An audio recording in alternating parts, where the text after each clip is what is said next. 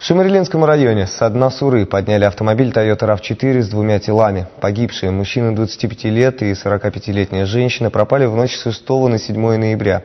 Они ехали из Набережных Челнов в Мордовию.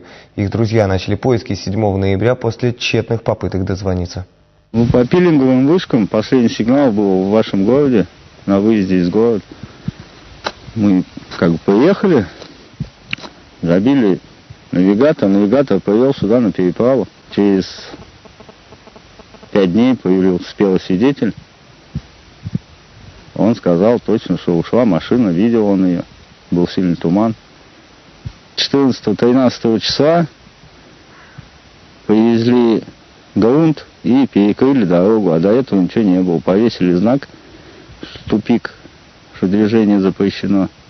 А 7 числа никаких ограждений, никаких знаков не было.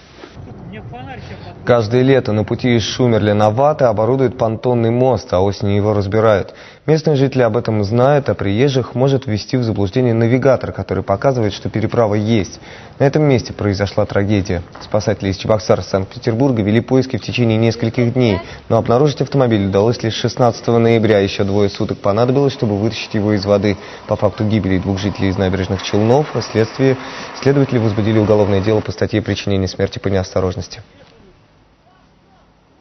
В рамках расследования уголовного дела будет дана надлежащая правовая оценка действиям ответственных должностных лиц организаций, обслуживающих как понтонную переправу через реку Суру, так и автодорогу город Шумерля, село Навата, на предмет обеспечения ими безопасности дорожного движения в осенне-весенний период. А также в ходе следствия будет проверена информация об отсутствии соответствующих знаков, которые бы обеспечили безопасность дорожного движения на этом участке.